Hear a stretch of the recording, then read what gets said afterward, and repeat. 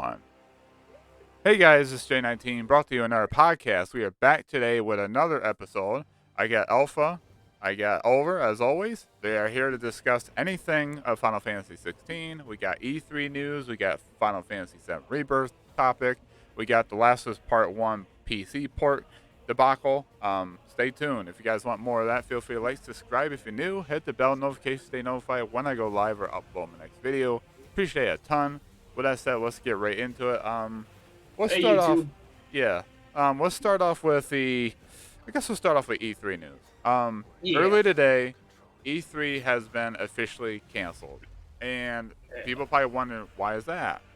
Well, there's going to be a physical live. Everybody's going to be there to show up. But over the past month or so, Sony has backed out, Microsoft has backed out, even Nintendo has backed out, and Yeah, then the no. latest thing to back out is now Ubisoft.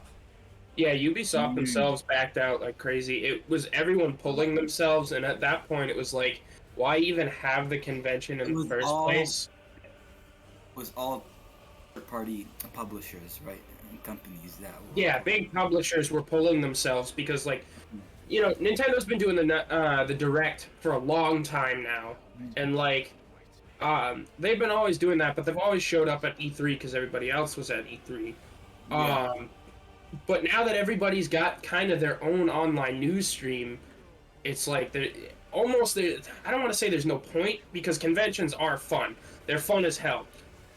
But like it's almost as if there's like no point in E3 anymore if nobody's going to show nothing new there and wait till they can stream it themselves.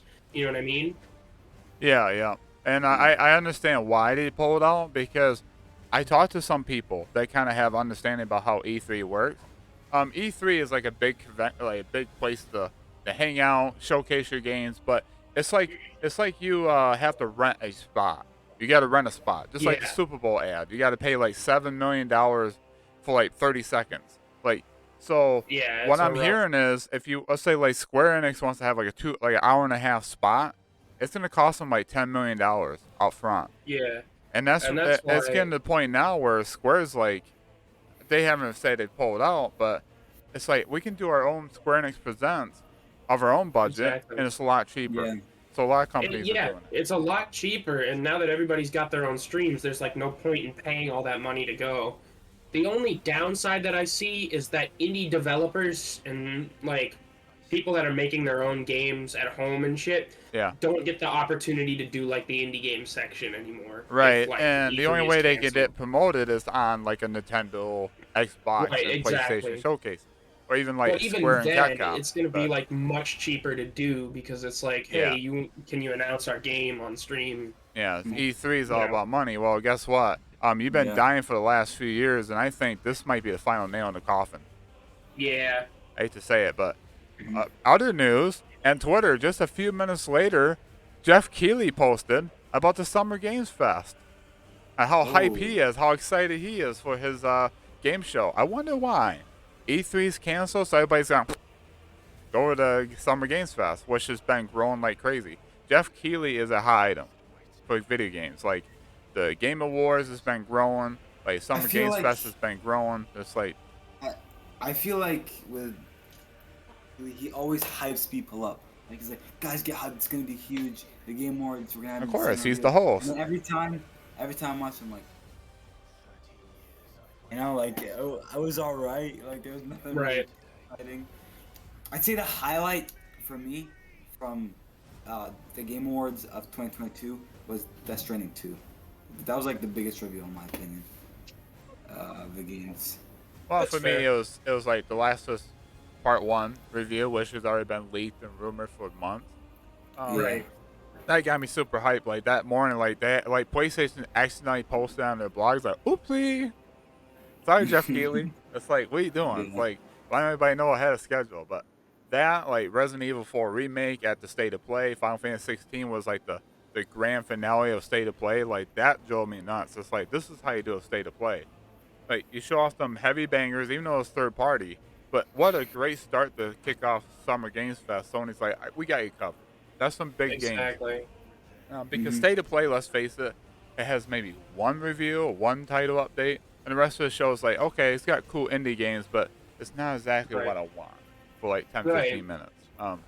And that's what and it's not just a state of play issue too. A lot of the smaller Nintendo Directs do the same thing where it's like, okay, you have the one big bit of news everybody's looking forward to, and then it's like, okay, we got like a couple minute segment dedicated to upcoming indie games and whatever. Yeah. And it's like once people get the news that they're looking for, it's like, whatever, right? Yeah. Yeah. Which brings me to Tears of the Kingdom. We wanted to talk about that, right? Yeah. Yeah. Tears of the Yeah, Kingdom. so we'll wow, talk about wow. that while I'm here. Yeah. I watched gameplay video. You see, this is coming from someone who hasn't played Breath of the Wild, but it looked great. Like it sounds like the developers are taking everything people didn't like about Breath of the Wild and improving upon that.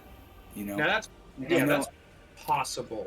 I know some people listen. As great as Breath of the Wild was, there were some issues that people had with the game, and I think Tears of the Kingdom is the developers are trying everything they can to. Hopefully, it'll fix it. Hopefully, Yeah. What about you, Jay? What do you think? The gameplay was interesting. Like they done a lot of upgrading to it because like I played Breath of the Wild for like an hour and like this ain't it for me. I grew up on the old Zelda games. Like Ocarina of Time is my greatest Zelda game of all time. Right here, man. Yeah, I'm just right like, with you. That game just it hits on another level. Like I played Twilight Princess, great game. Wind Waker, I played a little bit of that, but I couldn't get a hands on it anymore. I'm a huge fan of Minish Cap myself as well. Yeah, Oh, so yeah? like I haven't played like Zelda Skyward thing. I haven't played that one yet. Skyward Sword, yeah, it's good. Yeah.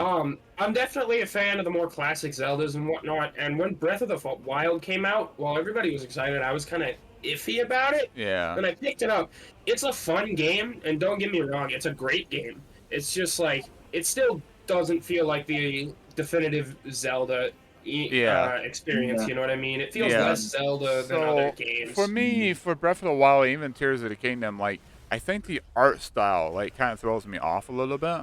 Agreed. Don't get me wrong, like the art style is probably cool for a lot of folks, and it's interesting at least, but for me, it just doesn't hit me. And Hyrule felt empty. You know, anybody who's played like Ocarina of Time, any other game knows that like Hyrule's not really all that empty. It's incredibly like populated with towns. There's all kinds of different people, and I get that where they were trying to go for like a bigger overworld and stuff. It just felt kind of empty. Yeah, it's just I know And they're that's- trying to be like more like an Elden Ring's. Like here we go, here's the whole world, have fun, explore, which is not bad, but it's just like I like Zelda games to be more like linear. Have like a story, like have more of a linear story told. Yeah. I was gonna say, bigger doesn't mean better. Like it's not. You can have a linear 5-hour game, and it can be better than a vast open world. You know? Yeah. Exactly. And don't get me wrong, I love Breath of the Wild. I've done 2 playthroughs of it, and it is great. The combat's cool, except for one part which I'll get to in a second. Like all the NPCs and the towns that are there are cool. The divine beasts are cool. All the shrines are challenging for the most part, and like the new powers that you get access to are so cool, and they're so easily abusable, and the game encourages you to like really think outside the box with them. But like there are some big glaring issues. Number one being the weapon breaking mechanic. Every weapon that you get in that game can and will break. Yeah. And that it's like, okay, cool, it encourages you to try out different weapons, but it's like weapons have really small lifespans, you know what I mean? They're brittle, and like you don't always have access to a bunch of weapons. Right. And nobody wants to be playing a Zelda game swinging a stick around all the time because your sword broke or whatever. Yeah. Which kind of sucks. And like, I wouldn't mind it so much if the weapons actually had like a better lifespan and could, you know, one of the biggest examples I give for people is in certain shrines, you fight a miniature guardian who has like a sword and shield. Yeah. You get those items, and like it's a hard-hitting sword, and they're incredibly rare. You don't get them like except for in those shrines. Yeah. But they break almost instantly. They're incredibly brittle. So what's the point of getting like a really rare item like that just to have it break? You know what I mean? Yeah. So I'm Like, hoping the fuse mechanic that we saw in the Tears of the Kingdom thing, yeah. like, it fixes that because they're bringing back the weapon breaking mechanic, but Yeah, with I saw fusing your that, and weapons, I'm like, they haven't really changed much. But as soon as they put like they combine it with like a boulder or like a yeah, pitchfork, like the durability was like triple the amount. I was like, this is a lot better. This yeah, is a and lot that's better. interesting. With the durability like boosted like that, that'll probably fix the issue with Yeah. weapon breaking. So it's And like, the other thing was the climbing, where it was like, okay, you have a certain amount of stamina, which works, but it's also like your stamina was incredibly limited when it came to climbing, and they're fixing that. yeah, yeah. I see some things Mhm. they're working hard and fixing, improving upon the first game. This is what developers are Yeah, supposed to do. You don't want your second game to be, oh man, what they do? It made it a lot worse. It's like, yeah, get real. But they look like they're really trying. and it Um, really does Does look it look? nice too. I have a question. Does Yeah, Since they're on the same platform, is there like a difference between Zelda, I mean Breath of the Wild and Tears of the Kingdom visually, or do they look the same? yes, there actually is. So it's look on the surface level, it kind of looks the same, but there is like more detail in Tears of the Kingdom. Yeah. Like you look at like the grass and stuff, Hmm. because when Breath of the Wild first came out, the Switch first came out, and we were still working with Wii U graphics. You know what I Hmm. mean? yeah, And Yeah. so they actually had released Breath of the Wild on Wii U, um, and it, yeah, it looked less detailed than Tears of the Kingdom did, yeah, and it's a nice update. It really is, because the Switch is not really known for graphics, Hmm. but yeah, it looks really nice, It and does. that's Yeah. always good. yeah. Like Hmm. my problem is, I think when they showed off the footage, the gameplay, the guy, I forgot his name, the guy who was showing it off. I think Mhm. the compression on it was really bad. I'm like, the visuals don't really stick out to me, but I can probably tell that yeah, it looks a lot better. I just like I wish In the the quality is a context little of bit the better. Switch, Yeah, yeah, yeah, in the context of the Switch, it's really good graphics. yeah, yeah. And that's why Uh, everybody's hoping that we get the next generation of like Nintendo console soon because the Switch yeah, is going on 6 years old already. When you get to about 6, 7 years old, people's like, okay, that's new we have enough of generation this material. generation of console. Like we got more to offer Nintendo because there's a lot more leaks and rumors going around that Nintendo Switch 2 or Switch Pro is in the works. They already got like specs out. I didn't really look at the specs because I'm not really huge on Nintendo. But I do have a Nintendo Right, Switch OLED, but I'm not buying a brand new console anytime soon. I'm gonna enjoy what I got. right. Um, I do have Final Fantasy 1 through 6 Pixel remasters physically coming from PlayAsia next month. They're gonna start Yeah, charging orders at April 5th. I'm excited for that. I'll have most of the Final Fantasy games physically owned, um, except for That's nice. 16. Except for like you can't buy physical items of Final Fantasy 14 and 11, but eventually I will own those. I will own all the mainline titles eventually. I really want to get into Final Fantasy 14. I'm not always been like a MMO guy, Yeah, but I really do like them sometimes when they are good and they're dude. fun to If play you with do, people. if you do, you're gonna be committed to it. You're gonna have That's what like I've heard. I told people it was like it's hundreds of hours of content with all the DLCs and expansions. Yeah, They go, no, and you're talking about and thousands of hours. It's right. long. It's very long. Yeah. And I recently got back into RuneScape. I Yeah. haven't played it since I was a little kid, but Oh man. Yeah. I made a new account for RuneScape, and that's been a bit fun. I'll just throw that on whenever I'm feeling like Yeah. turning my brain off and playing And games. of You know what course, I mean? 14 does have a Yeah. subscription fee, but I mean, it's just they have high quality content. Does it? Now, the only slog part is a Realm Reborn. That's like that's like the first expansion after 1.0 came out, and that was a mess. Almost made Yeah. Square Enix went downhill. But Yoshi P and the team created Business Unit 3, which is also making Final Fantasy 16. They saved that game, and now it's like one of the best MMOs out there, other than like Destiny 2, WoW, and whatnot. Yeah, Yeah. so it's like definitely if you want to look into it, like if you want to get all the expansions, the best thing to do is get the complete edition. and when it's on sale, you get all the I do expansions, including recommend as a Final Endwalker, Fantasy for game. free.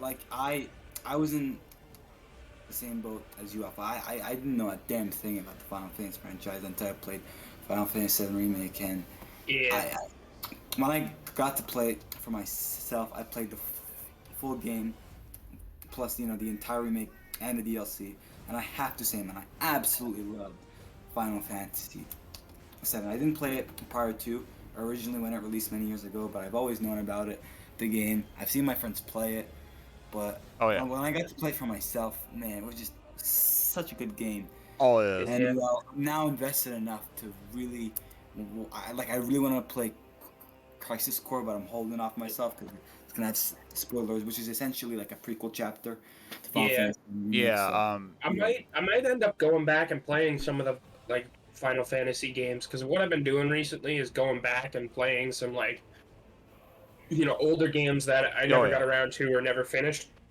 But Mhm. like recently, I picked up Fallout New Vegas again. Oh yeah, you tell me about that. Yeah, it's fun as hell, but Yeah, I got that uh, game on Steam for like $2.50. So yeah, it's awesome. It's on sale all the time, and yeah, I'm yeah, playing it Pick again. up, It's man. Yeah. nice. It's real nice. yeah, it's super fun. I like looking for deals for games. Like I even bought I think I bought Witcher 1 and Witcher 2. Like it was on sale for like Oh under yeah, $5. It's like gotta get both.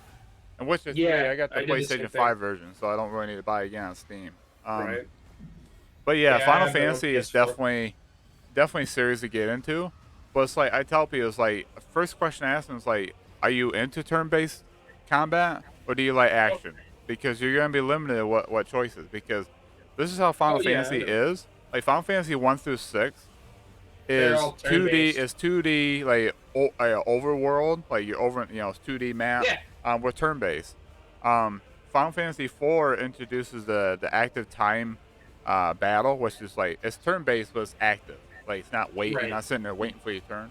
Um, right, because the enemies will strike you if you don't make a move. right. Like Xenoblade. Yeah. And then like Final Yeah. Fantasy 7 through 9 are your very first 3D games that has the active time battle turn-based system. So it's like, Yep. and they all have their little mechanics. Like 7 is all about the material system, which can be extremely broken in the OG. Like people has broken OP builds is like, man, wow, I didn't know I can do this. 8 has like the junction system where you use your magic you draw from enemies. You put that in your junction system to help increase like stats. Final Fantasy Yeah, 9 is like you level up, but like your accessories, your weapons, your gear will give you like abilities that you can learn. And once you master it, that ability is yours to keep. Like, as long as you keep learning new abilities, like that character will keep what they have.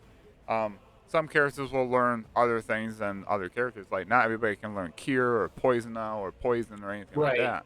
I do know about that, and I've Yeah, seen a couple of the titles being played. Like, yeah, a couple of Let's Players that I watch that do really well yeah. with And Final those. Fantasy VII Remake, I know I'm jumping ahead, but that's got a mechanic from Final Fantasy 9 where whatever weapon you equip, if you use like the ability for that weapon, you learn once you get the 100% proficiency, that ability becomes yours. And then you can switch over to your new weapon.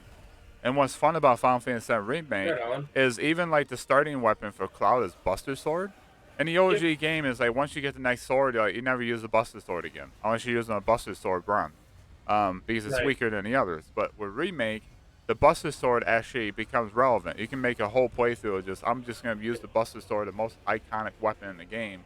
Which is like, yeah, Yeah, you'd want to do that because it's the fucking Buster Sword. yeah, and like every weapon has It's ability. really strong. Like Yeah, holy shit, man. like Buster Yeah, Sword is very balanced for Cloud. If you want to use like his magic blade or whatever you want to call it, Mithril blade, that's a heavy magic blade. So he does heavy magic damage if you want to do a magical build. Well, he's got the OP like the hard edge, you know. And what Final Fantasy VII Remake is, it's a hybrid system. It does have a ATB system along with material system, but it's also like action. But it's not a hack and slash. The mistake that a lot of newbies go into, it's like, all right, this is a hack and slash, just slash and shoot with Barrett and right. all that. And they go, how come I died? Well, You know, first of all, use your you have to ATB be. for abilities. You use your ATB to take advantage of magical weaknesses, and keep your guys healed. It's not a hack and slash like God of War. Like that's the main mistake. Yeah. And I think that's why people like get turned off when they play Final because the combat system it's very convoluted, complicated, right? That's why I I think mean, people like it is get because turned off. You know? Square's at the point now. Like yeah, because Final Fantasy, I'll go back. Final Fantasy 10 was like it was like AT. It wasn't really ATB. It's like a. It depends what abilities you use. Your characters can be a lot quicker. They can take another turn. They can they can move ahead to other enemies, but it's still like turn-based kind of. You're still waiting in line to carry out attacks Yeah. when it's your turn. Um, but like Final Fantasy 11 was the first MMO of mainline Final Fantasy games.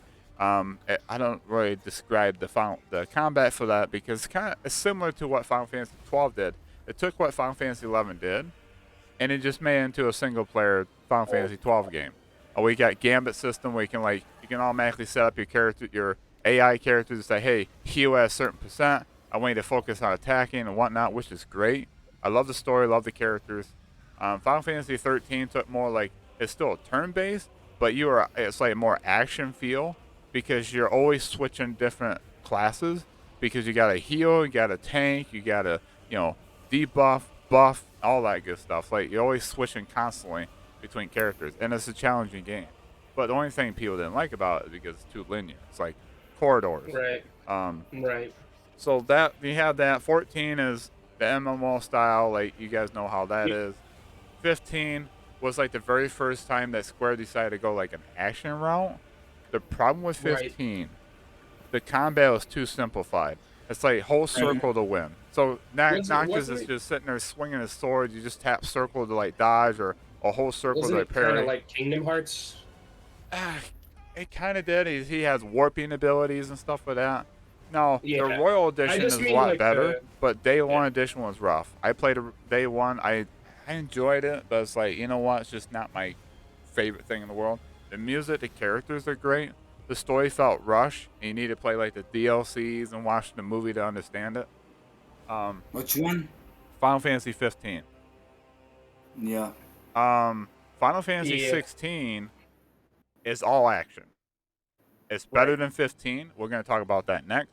I'll give you guys just a little heads up about it. It is heavily inspired by God of War, Devil May Cry 5, and also the theme and the kingdoms and stuff is heavily inspired by Game of Thrones. With different kingdoms, like they have this power and they want to take over the continent, like the world. And they got these big summons as like their weapons, like weapons of mass destruction and all that. So the it's Final Fantasy 16, and it reminds me a little bit of like Dungeons and Dragons because they have like a bunch you want to know why? You want to know why? Because castles and stuff.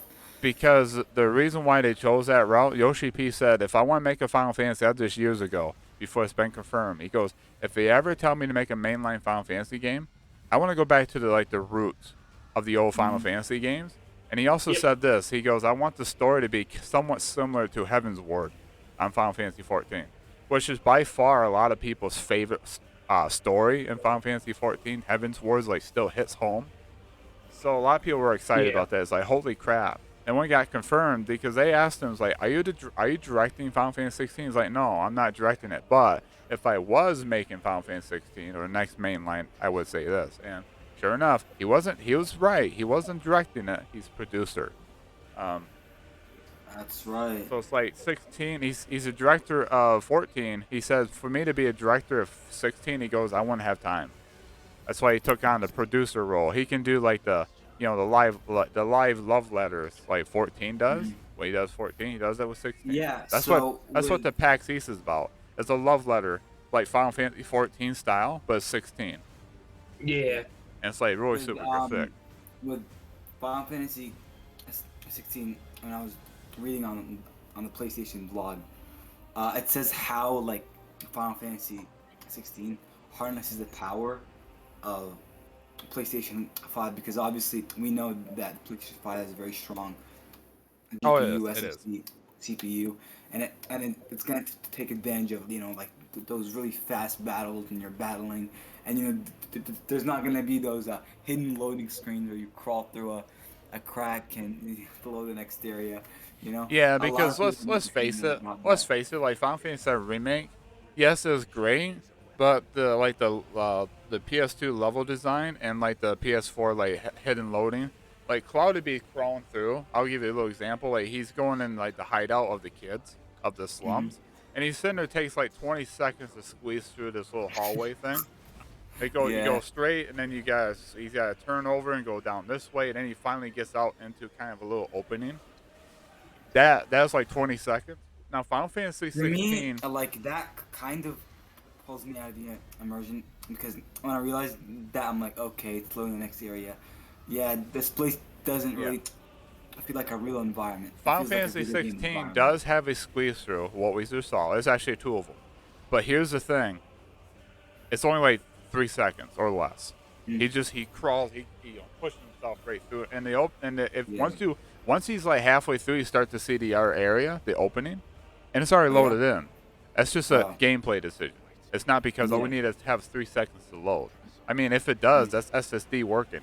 I'd rather take three Yeah. seconds. Well, I can't even take a drink in my drink. 20 seconds holding the controller with Cloud. I'm like, hang on.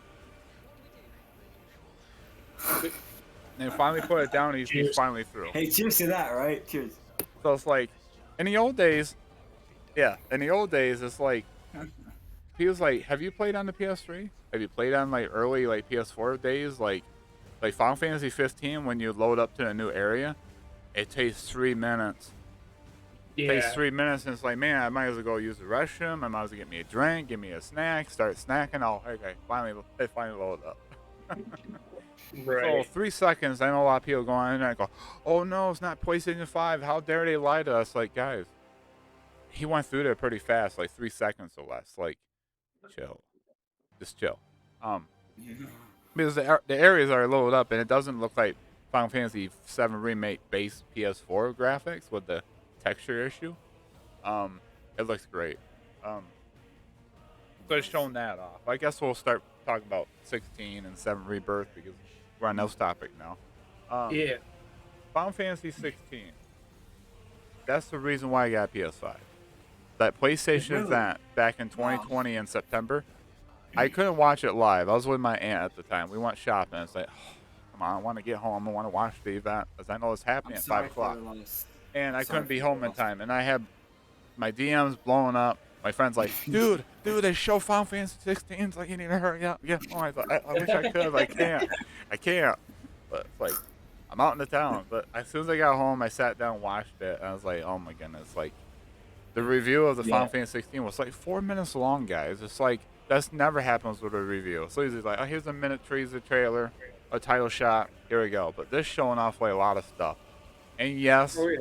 people are complaining and say, how does this look like a PS5 game? Looks like a PlayStation 4 game. Trust me, Yoshi P said in an interview afterwards, he's like, guys, I am not happy the way that looked. I wish I had more time to polish it because it is not living up to my expectations. Yoshi P Right. has very high expectations. Why do you think 14 is doing so well? It's like top 2 MMOs out there because him and his team work their asses off. They care. Yeah, I They mean- love the community. They listen to the fans. And it's just like, What games did Yoshi P make before? he worked on 14. He worked on Dragon Quest 10. He worked on the other Dragon Quest game. I forget what it's called. Yeah. He worked on something else. That's just him. But his team consists of Suzuki. He is the battle director of Devil May Cry 5. He worked on Marvel vs. Capcom 2. He also worked on Dragon Dogma. That's a good one. Another couple of team members worked on Final Fantasy 12, Final Fantasy 10, Final Fantasy Tactics. Those 3 games are like top tier Final Fantasy games. Yeah, some of them did list off that they worked on Final Fantasy 7 Dirge of Cerberus, which has a lot of mixed reviews. Yeah. But most of those He has worked did- on major titles. Like, Yeah. He's big in the Dragon Quest world. He did Star Soldier back in 1998. Bomberman 64, he was responsible for that. Natural Ultimate Digital Experiment was him. Um, yeah, no, Yeah, a lot of games for sure. yeah, he is definitely big in the Dragon Quest and Final And like, Fantasy world. and Koji Fox is a localization director, and his hands are full. He's the one that he localized like the translations for like from Japanese to English. He worked Yep. on 14 and 16. So that's why he was at PAX East. Like he had to translate everything. Yoshi P can speak English a little bit, but it's not very fluent. So he lets Yeah. Koji Fox speak for him. Um, which that guy has a lot of love. You can tell both of them have a lot of love and passion for the projects they work on. Like 16 PAX East, I couldn't stop laughing. I was like smiling. They was having fun. They was poking fun at these internet questionnaires and all that. It's like they're just having fun with it. They're just rolling with it for like a good hour and 5 minutes. Of course, those of you who are watching it live on Twitch, it crashed about 20 minutes in. Really? Oh, Wow. They said, and they finally yeah. about 45 minutes in, and Yoshi P is like, huh? He goes, we got a message. Apparently, there's a lag on the live stream. Sorry if there's a lag or something, but hopefully it's fixed soon. And people's like, a lag? This thing straight up crashed. It's like, but anyways, they said we'll have it archived on our YouTube channel. This is what Square is. They're smart. They're smart right now. They have it live streaming on Twitch, but they record it of their own site that we can upload on their YouTube channels and their stuff like that. So that's what I did. I tried to watch it. I was like, man, I want to watch more of this. But they showed off quite a bit. They talked about the characters, the story, the battles, the visuals, and I just like every time I see more of this game, like it looks more polished. It looks more like next gen. Because let's face it, Yeah. the 2020 trailer, if you go look at that compared to like the last one called Revenge, like the pores a lot better. Like it looks more realistic. Like the hair strands look way better. The Dude, character I can't models wait to look play better. it. The lighting Can't wait. looks extremely better.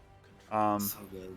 so it's like this. They are working their butts off. And speaking of Final Fantasy 16, it went live. It went gold earlier today, It and did. everybody's Yeah. like, "You went gold 3 months out? Like what the hell?" It's like you Pretty guys, early, yeah. you guys are like really polishing things up. And Yoshi P stated that yeah, the game went gold, and we're going to continue to work our hardest for the last like 2 or 3 months to make sure that that way we might not have a day one patch. They want to make sure this game is as polished as can be, as max of their ability as they can.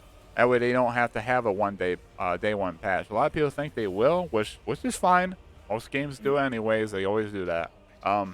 As people, I talked to some people today, and they said, yeah, the game went gold, so any additional work they work on the game it's already been printed on the disc. So any work they do outside of the going gold, it will be a day one patch. So, but they did confirm that the game will not face any delays unless a meteor strikes the headquarters. They teased that again. Just being real confident. Um, Yeah. so that's great. I was like, holy crap! I woken up to that. I was like, they want gold already. It's like, holy crap. Mhm. Anyways, we'll talk more about the story and the characters a little bit. I'm not going to spoil too much. They didn't really show off a whole lot. We know the main character is Clive Rosefield. Yeah, Rossfield. You're going to play Yeah. into. You're going to start the game out in his teens, So his 20s, I have a and his question. 30s.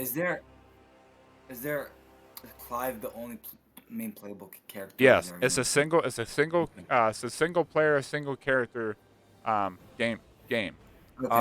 You are gonna have. He's gonna have a party member. He's gonna have a party. He's gonna have Torgal, Right. his dog, which is so cute. Love that thing. The stuffed animal they had on PAX East was he had a small one. He's 15, Clive. So he got a small little Torgal stuffed animal. And he got the one that's like a giant size. Not really giant, but like Yoshi P had in his hands, arms. He's like petting it. He goes, Torgal's such a good boy. But he's gonna Torgo's gonna be with Clive for a majority of the campaign. That's Yeah. like his companion. You're gonna have like there's going to be two other characters. One is called Jill, which grew up with Clive and his brother Joshua, Mhm. and then Sid, who he meets on his adventure, which is a really if you guys are wondering about Sid, there is a character named Sid in every single mainline Final Fantasy game. Okay. From the very first Yeah, I one heard to that. 16. If you guys want to know his full name is Sidolphus, which I guess used to saying that Sidolphus. I like to say just Sid. Um,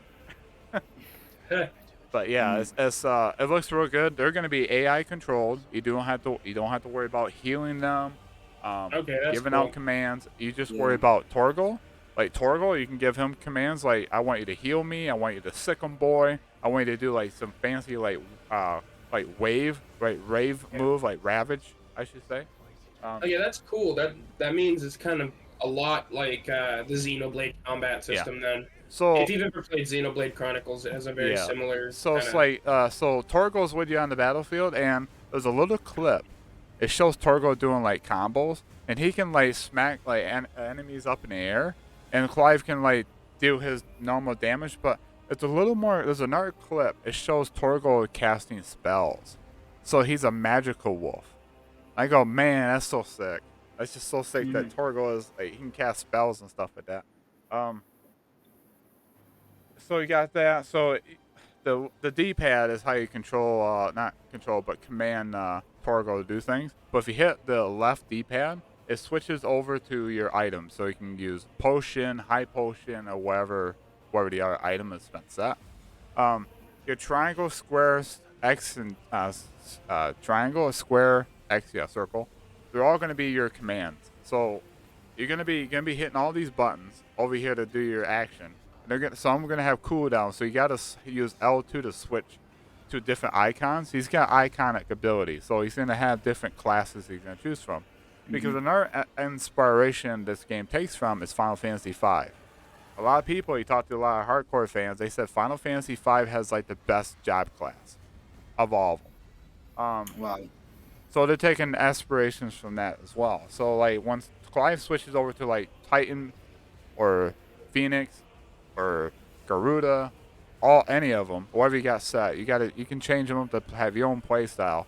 Each one plays differently. Like Titan, for example, he plays more like a heavy hitting defensive type of Yeah. ability where if you land like a counter with his fist, you can actually do like a freaking like a fist of fury or like start hitting them with like Whalemon with like big heavy Right. fist. It does tons of damage.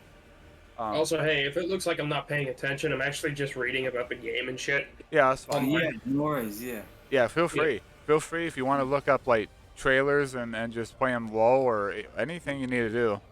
Yeah, because there's just not much I have to say on the subject because I'm not Yeah. really well versed and whatnot. So I'm just like doing my own research and whatnot. Yeah, like it's Looking at it's, Google. it's great. Just know, Alpha, that Final Fantasy 16 will be the largest, most ambitious, most graphically just mind-blowing Final Fantasy game that's gonna come out. Oh Okay, yeah. Yeah, quite a big take, but definitely I can see that. Oh yeah. It's gonna be a big thing, especially for like Final Fantasy fans.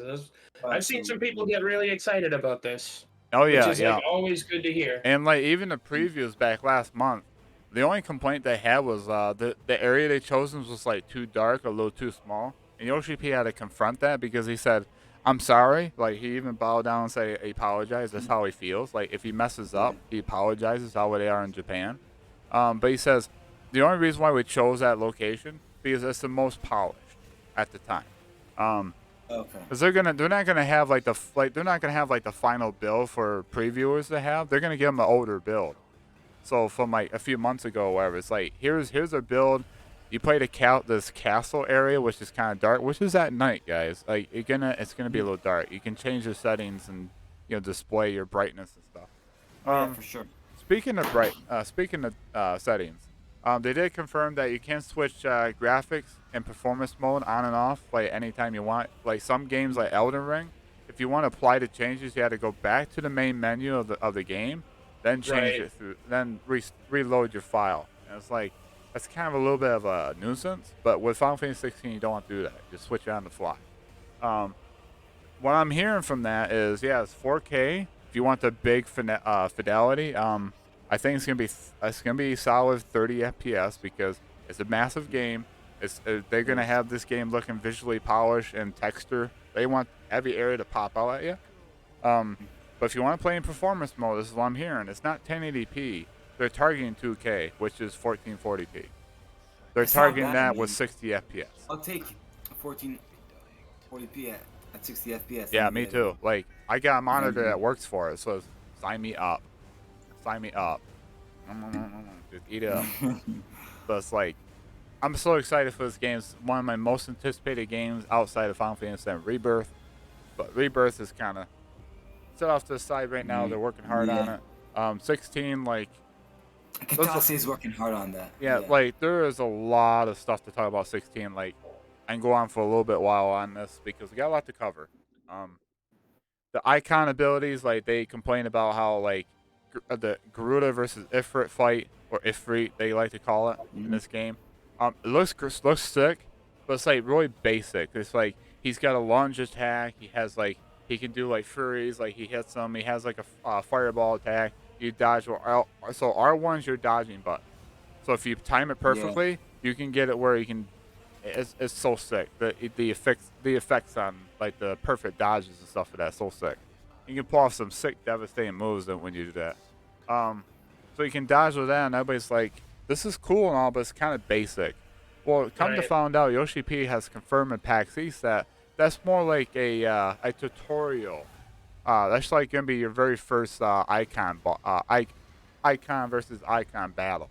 So it's gonna teach you the ropes. It's gonna be, like, very basic, but as soon as you get more and more powerful, like, more and more fights down the road, different icons, they're all gonna feel different. It's all gonna look different.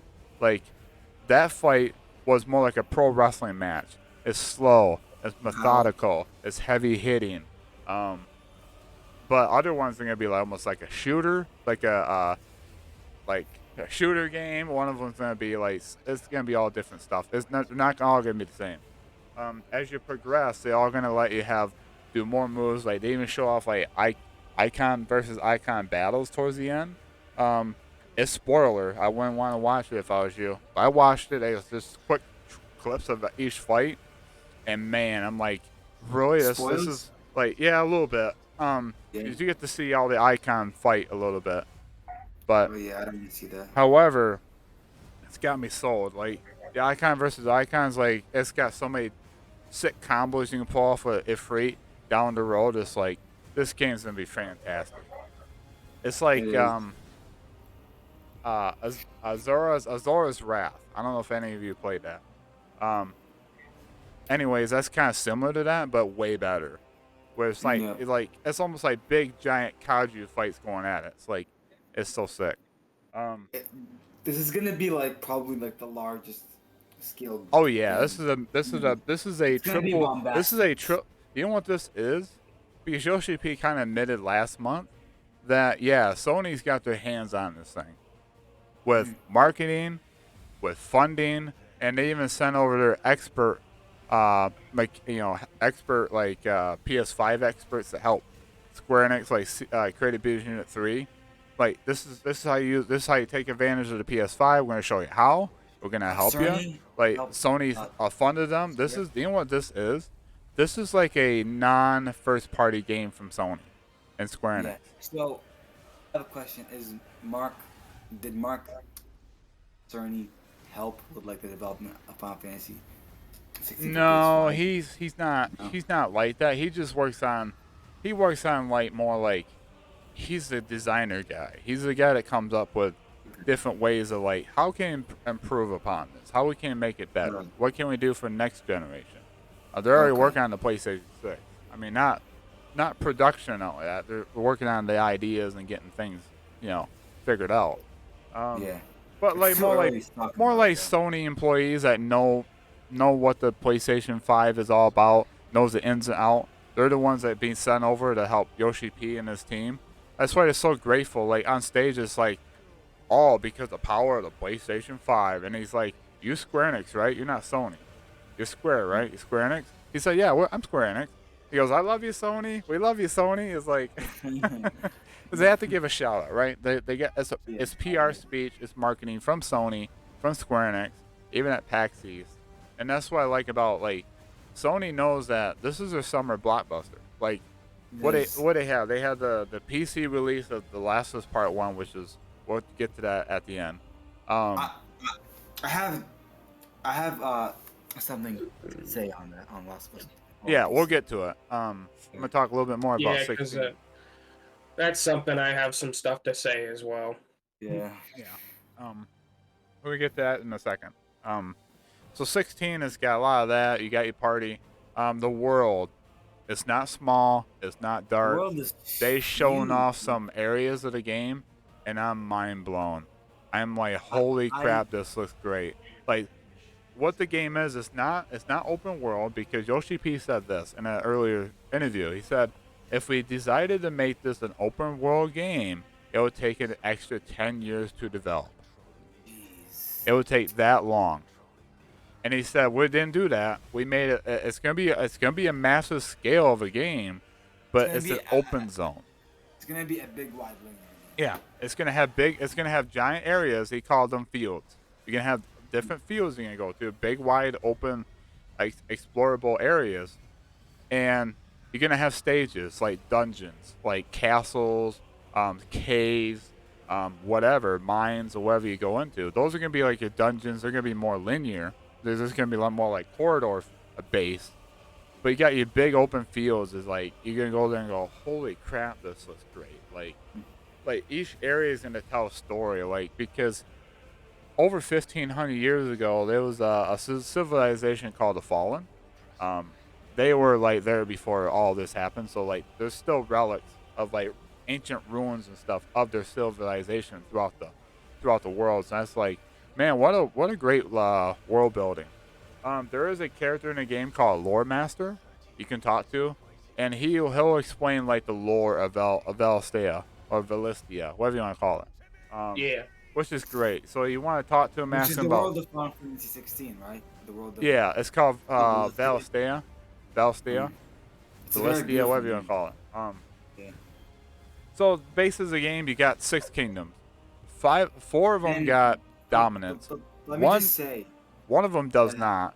The other one is a when I a heard the central music- neutral zone for all the kingdoms to go to. when I and, was like, watching the trailers and Yeah. like videos for Final Fantasy 16, the soundtrack is amazing. oh yeah, it's the same guy. So The same good. guy that's doing that soundtrack is the one that did 14, and everybody loves his music. And you know what he's inspired by? The same one that did Final Fantasy 7, Nobu Amatsu. Good news. That's some good That news. is his It just mentor. It sounds so epic, you know. And Yeah, large it is. Like cast. the soundtrack, the characters. Like I know they're all got that they're all British voice actors. That's what they chose, but it's got a European setting. It's actually there's another reason for that, and it's because it's cheaper to hire British English voice actors Yeah, than it is to hire American voice actors. it is. And that's actually why, again, coming back to the Xenoblade comparison, they did the same thing with Xenoblade because ultimately it just meant it Yeah. was just easier and more able to kind of Oh yeah, for sure. yeah. So like even like the main voice actor for Clive Rossfield, his name is Ben Starr, and he's been a fan of Final Fantasy for 25 years. And he says, "I am humble and grateful to be able to star as the main protagonist in Final Fantasy 16. Like it blows his mind." Wow. And just the way he delivers the lines for Clive, especially in like some of the latest trailers, it's like I love the voice actors. Like they nailed their lines. It's a more gritty, dark, mature, serious tone for Final Fantasy. Like most Final Fantasies got is these teenagers. They got the teenage trope, the JRPG trope, and they got where you got Harlem's where these ladies are in love with the main character and all that. It's like everybody's like, yeah, and we got big boobs and all that. It's like, but this game is not like that. It's like, yes, it has pretty women. A lot of people like Benedicta, especially the lines she delivered. Shout out to the time Tifa showed up at the Italian meeting That was funny. at one time. Everybody said that was marketing for Did part you hear? 2. I saw like a clip on YouTube. Tifa gets upgraded to 8K visuals. Dude, I'm not even kidding. That's actually happened. Like, what the Yeah, fuck? I know. It's just hilarious that something like that happens. Like Tifa of all characters, like it's not Aerith, it's not anybody else, it's but Tifa. Yeah. But yeah, I feel like it's done on purpose. but like So- just like the characters, I love the way the main character looks. Like I love his outfit, all 3 phases. Like He looks sick. He looks badass. And his running animation, guess where that came from? The running animation is similar to how Dante runs in Devil May Cry 5. Very similar. Oh yeah. He runs just like Dante does. He delivers like Odin's special ability he does, the ultimate ability. It's the same thing that Verger does in DMC 5. And the battle director of Final Fantasy 16 said that, yes, he worked on DMC 5, which is like one of his best works he's ever done. He said, this is by far my best work on Final Fantasy 16. And he's loving it. He cannot wait for fans to play it. Suzuki, man, it's just like a lot of people from Devil May Cry 5 dev team like left the company, and Suzuki's like, all right, I'll go Square. They're working on Final Fantasy 16. They want my knowledge of the battle system. I'll show them what's up. I worked on DMC 5. I'll show you how it's done, folks. And I cannot wait. The action looks so good. Now here's the good news. Here's the good news about the combat. For those of you who are not very good at the combat, just like Koji Fox said on stage, he goes, yeah, even that guy in the third row, he told me earlier today he sucks at action games. This game's for you as well. And what they done is, it doesn't have a difficulty mode. It doesn't have like easy, normal, hard. It has the same difficulty, but here's how they made it easier. You got these timely accessories you can equip. Either helps you with auto heal, auto dodging, slows things down to help you dodge, like a prompt to hit R1 to dodge. Strikes, like timely strikes, is where instead of you pushing all the buttons like I told you, like square, X, circle, and all that, you just tap square. And Clive would just do random abilities as things cool down. Or you can set it where if you're so focused on Clive you keep forgetting that Torgo's there, you can like command him to do things. You can set him on auto. You don't have to worry about Torgo. Right. There's other stuff like that. Like, it's just to help people out. It's like some people are complaining about that. It's like, really? It's like you could have just made a easy, hard, and normal mode, but they didn't do that. But here's the good news. There is a new game plus at launch. Oh, is now, there? Santa Monica, pay attention. This is how you do games. New game plus at launch, and guess what? There's a mode called Final Fantasy mode. Oh. Yeah, it's a very challenging mode. You do not level up. You can't hardly do anything. You gotta go through the whole game, like you're capped, and the enemy is a lot harder. Like the game's a lot harder. And it's like challenge yourself. We encourage you guys to showcase your skills if you're up to it on stream. Like stream the game there for everybody. They want you to stream the new game plus. Now here's the good news for people that love this type of stuff. There's this Already Stone. You go to like DMC 5, you can actually you can practice your combos and stuff in the training room. It has a training room you can go to and practice your combos, like different combos with Clive. So it's kind of like Devil May Cry 5. And another thing to add is called arcade mode. You can go through each stage or each segment of the game. You can challenge yourself and see who can score the highest scores of everybody on the leaderboard all across the world. And you get scored based on how well you do. Now, here's the thing. If you're Is it gonna have co-op? I think it's gonna have co-op, right? It's not. Oh, okay. No co-op. Nope. It's just you using Clive and who can deal the most best scores in that stage over across the leaderboard, and that's gonna be great because the one thing they also have a shame mode. If you're a streamer and you say, "Look at me, I'm the best in the world. I can dodge everything. I can do all these combos." But here's the thing, folks. If you're using the timely accessories, you're gonna get lower scores because up in the upper left-hand corner, it actually shows you what you have equipped for those timely accessories. So if you want to try to fool people, you can't while you're streaming the game. People will know what you got equipped. There's people say, "Hey, isn't he a little too good? Is this person dodging everything? Like, are they using a timely accessory?" They'll be able to tell in the upper left-hand corner, which is great. Yeah. So it's kind of like DMC 5. Like, let's say you didn't get an S rank or a triple S. Like you say, "Man, I wish I could do better. I want to go back that stage and redo it." You can. Right. So it's great. All right.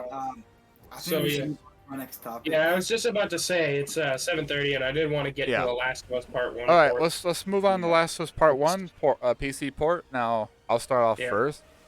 All right. Yeah, Sony. I don't know what you did, but you messed up big time, and it's gonna It's cost not. you. It's gonna cost you reputation points because, yeah, Naughty So Dog, you're included. I think the problem what you did is I have to say something. you bought Nixes. You didn't Hold use on, Nixes. Issa. Use that freaking was it Iron Gate, whatever they are. I don't know. It's not really Sony's fault. What? Yeah. Go ahead. So the guys that ported it are Yeah. the same guys that did that infamous Batman Arkham port Oh no. that was like so terrible. Like, it was those same guys, Iron Knuckle or something like that. I don't know what they're called. Iron Galaxy. Yeah, them. Oh, Whatever Iron they're- Galaxy. Yeah, man. Yeah. So it's their fault. And on launch, you know, I went to check it out when I heard it launched on my Steam page because it's on my wish list.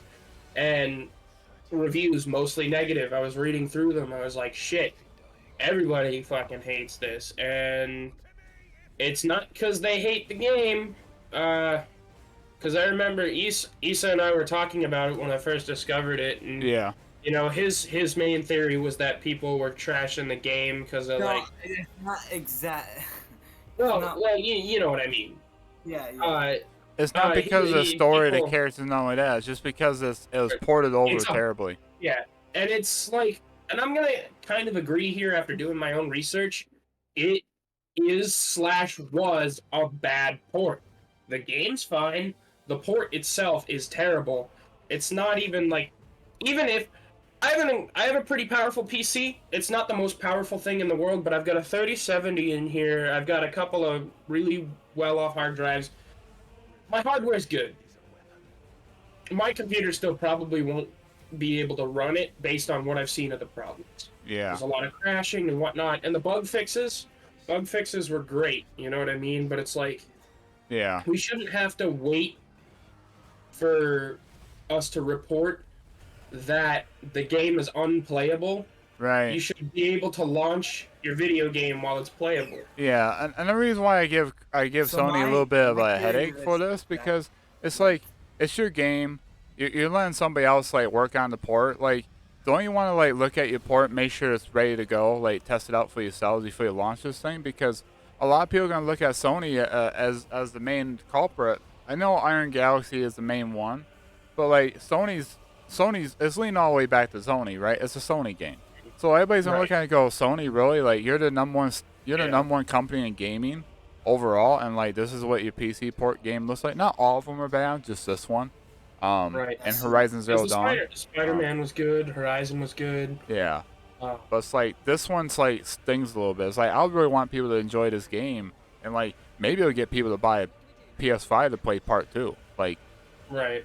that's the whole deal is Absolutely. just trying to get people to from So my PC to buy a thought- PS5 My thought on because this is like, well, what? Okay, I've been thinking about this. Why is it that every other PlayStation game that's been ported to PC, except The Last of Us, is bad? And I have a thought. What if Sony did this on purpose, so they could say, "Hey guys, the game's broken on PC. Go play it. Go buy a PS5 and play it." And I mean, I don't know. That seems a little conspiratorial. I know, Just like- because I know. I mean, Alpha, think about it. I get what you're Every saying. other PlayStation game launched perfectly. It was golden. It was golden. But Oh, yeah, that's Last of just- Us launching out a horrible condition show. I'm thinking about this. You know what? That makes a lot of sense. They're trying to move units as best as they possibly can.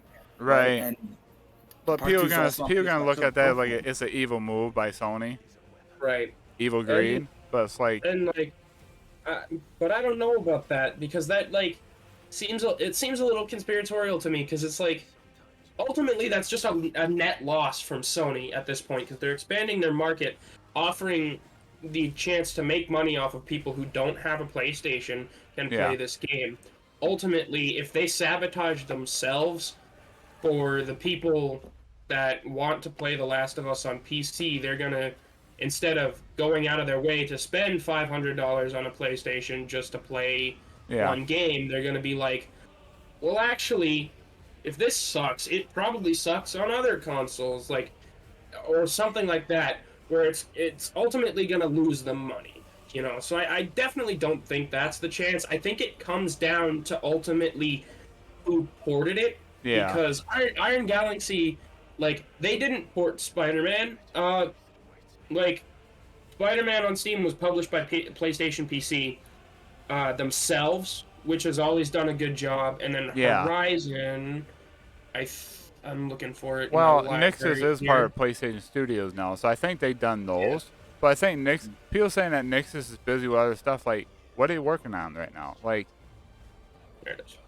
I don't know what they're working on, unless there's other PC ports that Sony's got them busy on, and they had to get The Last of Us Part 1 out because their TV shows ended. So a lot of people are demanding to play the Last of Us Part 1 game, and a lot of people got PCs. Like, I'm not gonna spend $500 on a PlayStation 5 if you got this coming to PC. So it's like, But hear me out. If stay the most hardcore fans, they're also probably gonna look at this and say, yeah, the PC is bad. So then they're gonna have this mindset like, you know what? I'm just gonna buy all my games on PlayStation. Because look, like I mean, it all could. all the games I play on PlayStation run buttery smooth. Oh yeah, Buttery that's smooth just on PS5. that's why like, I'm hesitant to it's buy so games good. on PC for now. Like Yeah. until I absolutely know for sure. I talk to Like, somebody and say, hey, is this even- game running fine? even- Yeah, it's running fine. Go Even play it. Callisto Um, Protocol on PC ran horribly. Like it would dip Yeah. down, and it was so well optimized for PS5. Like PS5 was the best place to play Callisto. Oh yeah. Even So it's Xbox. like, Yeah, because that's what happens when you design a game for a specific console. It ultimately looks bad on other things, yeah, which is like, okay, you know. But it's also not, I mean, there's also the fact that it's like, you know, people have something in mind when they're designing their games. You yeah, know, shit like Callisto Protocol is exactly the kind of game that would be on PlayStation. You know what I mean? yeah, Obviously, it's going to be optimized by that. And PC has the same thing. Like, there are a lot of games that are designed to be on Steam Library before they get ported. yeah, Same, you know. Xbox also has like a lot of their competitive shooters and shit. yeah. Yeah.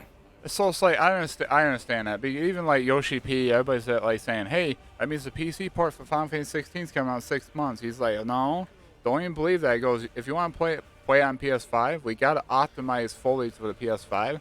They said we'll Right. work on a PC port, PC version. It's not going to be like 6 months after launch. It's like maybe it's going to be at like least a year or so. At least a year. Um, yeah. Knowing that, because they definitely would want to put some care into it. Yeah, for sure. Ultimately, I think the Last of Us port being bad was straight up just comes down to it being a lazy port and the people who are porting it. Yeah, doing- Iron Galaxy. ultimately doing a bad job. I hope that Sony learns from this, and they say, you know what? Agreed. Maybe we're not going to use Iron Galaxy. We'll sit on it, put it on your shelf, put in your backlog until Nixus has got free time, and they can port it over perfectly. I will say this though, it's playable now. People Yeah. are actually able to play it and shit, and because of that, what people are saying in newer reviews is the game runs well on PC, looks good, it's working. You know what I mean? It's a good Okay, game, so good experience. everybody's starting to see the good quality of the game now, which is yeah. great. People are seeing that the game itself is not the issue. Yeah, You know, it just comes down to the port itself. Yeah, right. And because of that, I'm probably not gonna buy it full price. yeah. you Just know. wait for a Steam sale. I would. Yeah, summer Steam sales coming up soon, so Yeah. Oh yeah, absolutely. Like, Yeah, that's a great time to pick it up. because that's what I do. Oh, I yeah, wait for Steam sales. I was like, what? I get a game for like $2? Sign me up. exactly, it's Like, nice. And I also yeah. go to CD Keys. You get it a lot cheaper there sometimes. Yeah, I've never heard of that. But yeah, Before. yeah, it's a great time to be a gamer. Just I just hope that Sony learns from this. Final Fantasy 16 definitely follows you Alpha. Look into like some trailers, check things out. yeah, will it's do. definitely a game that a lot of people are hyped for. Like this is gonna be like a GOTY contender. Like that, Spider-Man, and like even Zelda. Like those are the Yeah. top three. Oh yeah, I think also I've been talking about this, but I think PlayStation is also getting ready to do their own showcase Oh, event. 100%. that's That's why they 100%. pulled out. They got plans. Like they got plans Hasn't coming up. been They got confirmed yet. Spider-Man 2 out in like less than 6 months. Like it's time, guys. You gotta start getting stuff ready. Like, 5 months away. It's crazy. yeah, and then they got Final Fantasy VII Rebirth, which because of E3, we don't know when that's like the 3-year anniversary for Final Fantasy VII Remakes coming up April 10th already. The 3-year anniversary of the game. So it's like Square loves anniversaries, and they got 7 campaigns for Final Fantasy VII this year. So it's like this would be a really big campaign for like here's a celebration of the 3-year anniversary. Here's another look at Final Fantasy VII Rebirth. That'd be perfect.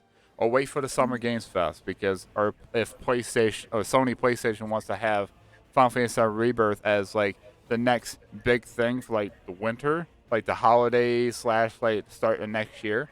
That'd be their big blockbuster. And then they gotta show off some games for 2024. Like, Give us an it's update time. on Wolverine. Yeah. Maybe, and like, I don't know, something, you know, because it's Yeah. been like almost 2 years. So yeah, since definitely. anything about the I games. definitely can't wait till Final Fantasy 16. And I will be streaming Resident Evil 2 Remake and Resident Evil 4 Remake on Twitch starting Okay. Monday. I'll go through Resident Evil 2 Remake first, and I'll do a 4 Remake next. Okay. So definitely gonna do that Monday night. It'd be like 7 p.m. Eastern Standard Time. I'll stream for like a couple hours, have fun, chill. Hell yeah. Yeah. So I plan on doing that every day next week. Yep. Just grind it away. All right. And with that, I'm gonna get ready to take off because if those that are watching that don't know, Splatfest is this weekend. It's doing the thing. So if you're a Nintendo fan and you play Splatoon, Splatfest is a thing. And so I'm gonna go participate in that with my friends and stuff, and also get something to eat. So thanks again, J19, for having me Yeah, on. for I sure. love doing this. I like being able to talk games. It's cool. Yeah. So, yeah. Once again, I appreciate it, and I hope you guys have a great rest of the Yeah, time. you So I'll see too. you guys later. Yeah. See you later. See ya. Bye bye. Anyway, that's just us. Yeah, it's a great time to be a gamer. Like I said, it's just like Final Fantasy 16 is looking great. There's so much stuff in that PAX East. It's like Oh yeah. you can watch majority of it. Just don't watch like the last. Like they said, here's the Icon versus Icon quick video we put together. Yeah, Like don't watch that part. I Other than really watched, that, like, rest of the time is great. yeah. I'm excited. I'm super excited for Resident Evil 4 Awesome. Remake. Get through that. I still got to beat Hogwarts Legacy. I'm stuck on the second trial. I'm trying to do everything in that game. I'm gonna have to look up a YouTube video because it's like, oh, but Right. yeah. So I got that coming along, and then Dead Island 2. I mean, there's some information out there somewhere. Somebody goes, new information. I'm like, where? I don't see anywhere on the official pages, but. So yeah, that's my plan for next week, and until I'd be just playing those until Dead Island 2 launches next month. So I'm excited, really excited. Now Final Fantasy VII Rebirth. We'll end these podcasts with this. As far as Final Fantasy VII Rebirth, like I said, I made some videos on that, but it's like I'm getting to the point where it's like I need more information on it. Like, there's so many theories and speculation videos that's been told over the past like 3 years. It's like there's an awesome video coming out by a guy I follow on YouTube. Like, he has incredible like 2-hour videos just explaining some theories and ideas and stuff that links together. I'm looking forward to that. But other than that, it's like Square is like Final Fantasy VII Rebirth is out like 9 months to 12 months. Like, you gotta start marketing this thing a little I think it's bit. gonna launch March or April of next year because that's when Final Fantasy VII Remake came out. Like Yeah, in I do April. see it. Unless they feel really confident they can launch it around the holidays. But yeah, if they need more time, which is fine, take as much time you need. Yeah, I can see it coming out early next year. But it's not gonna be like, oh no, it's delayed until summer of 2024. That's not gonna happen. As last we knew, the development's going smooth as butter. They have no hiccups. They have no delays. Because we already know that Sony's funding this thing as well. That's why they're keeping it away from Xbox. So breaking news. I was on Twitter and it says a Naughty Dog employee. This is coming from Naughty Dog Central, their official Twitter account. It's a reliable source. A Naughty Dog employee in a recent interview commented on the studio's next game. It will be a completely new IP set in a unique and immersive world that that pushes the boundaries of story and gameplay. This series will have diverse and memorable characters, some of whom will be voiced by famous actors. So wow, I am already Wait, on it. is this a fantasy themed game that was all leaked? Yeah, yeah. Wow, that sounds promising. And Bro, like five that makes minutes ago. sense because it's rumored to be revealed this year. Like Yeah, Naughty Dog wants to reveal it because yes, they have the Last of Us multiplayer coming out, but they got a new IP that we've been working on for a while. It's like they want to yeah. showcase it. So it's like part. Hopefully it will be time. Yeah, Or I hope at the PlayStation event they show it off. or maybe we did hear Neil Druckmann say we don't want to announce our games too early because we Yeah. can get them delayed. So maybe they'll wait until next year. I don't know what their They plan is. might. I mean, they might just focus on the Last of Us multiplayer. That's supposed to be out this year, so they probably want to Yeah, start marketing on that. But it's a multiplayer game, so it's not really a mainline. Um, yeah. but it is one of the biggest projects they ever worked on. So who knows? Who knows? I'm looking Yeah. forward to it. Me too. Yeah. Just wow, breaking news, folks. It's like you hear it here first. Like the last, Naughty Dog's got a new IP coming, and I'm so it looks excited, man. promising. It's gonna be awesome. Wow, I'm so excited. I can't wait because it's like, Yeah. oh my goodness, I'm just like so excited about games coming out. Like just, I still haven't seen the Unreal Engine 5 videos yet. I need to get back and watch those. I watch Right. those on my PC here on the highest quality I can get. People say you need to watch them. Like it blows your mind by how like the animations look, and stuff like that. Like I need to check Right. that out Yeah. because let's face it, Epic Games are working extremely hard on their Unreal Engine 5. Hmm. They just say back even on the Matrix demo that looked mind blowing, like almost like movie quality. It's like whoa, like what am I even playing? Um, it's getting to the point now. Is like they've been working on it for a while. I know some companies are using Unreal Engine 5 now, but it's like it's gonna get better and better and better as the years go by. So it's like I can't Hmm. wait. I need to go back and watch those. I'm so excited. So it's like that's probably what I'm gonna do. Probably not tonight. I guess when storm's coming in, so I'm at the end this podcast Unfortunately. Yeah. shortly. But yeah. Any closing thoughts? Anything you want to talk about real quick? Yeah. So I'm really. I think right now, the last thing I want to talk about is uh, Ghost of Tsushima 2. I think we're gonna see this game get revealed, J19. When do you Like a think it's gonna get teaser. revealed? Maybe in the next showcase. That's what I'm thinking. It's gonna be like it's gonna say like 2025 or 2024. To be honest Probably with you, 2025. I mean they've been working on. It's been 3 years since Ghost of Tsushima came out, and the Icky Island came out what 2021. Yeah. I mean, they've been working on something for the last 3 years. Like they're not just working on the DLC for like a year and a half. That's like Yeah. they Yeah. got something in the works. Like I'm thinking it's gonna be like a summer 2025. summer 2025. Like do a quick tease and then like say Yeah. 2025. Like Yeah. like That's Rise of the Ronin. Like that's a 20. That's actually a 2024 game. Excuse me.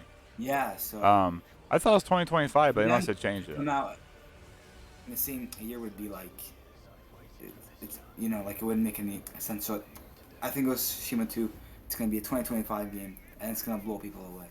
Yeah, Uh, it should because Ghost of Tsushima like the way how like the loading was so fast. Like how did it make this load so fast on the PS4? And it's because they did dial back like the textures on like the world. Like the world's Mhm. textures and look like you can tell that it's a lot more smooth. It didn't have a lot of texture look. I mean, it's Yeah. fine because the world was breathtaking. Like the lighting was Yeah. incredible. Like holy crap! Like imagine Yeah. what Ghost of Tsushima 2 is gonna be like Oof. on the Wow. power of the PlayStation 5. Exclusively only on PlayStation only. On the PlayStation 5. So yeah, and like for me, the only issue that I had with Ghost of Tsushima is enemy variety. There needs to be more enemy variety. I I felt like the boss battles were meh. Like you go to like, an encampment and like, it's the same, warrior type of warrior that you Yeah, fight. that's the thing about Ghost of Tsushima. Like a lot of people said, like the enemy variety and even like the combat. Like a lot of people like they broke the combat. They broke it. Yeah. Like they said, this game's too easy. I mean, even on lethal. Like all you do is you do your perfect parries, you time it perfectly, and you can just cheese this whole combat. They want something more difficult than that. Um, Yeah. and I can I see put it like the on only problem medium, I yeah. had was like the duels. The duels are cool, but it's like I didn't really like the way it's handled. Um, Yeah. it's sick. It's sick though. Like the Yeah. camera quality in that, like the cinematics. Oh man. But yeah, I can tell. Like you go to this encampment. It's like it's basically the same thing.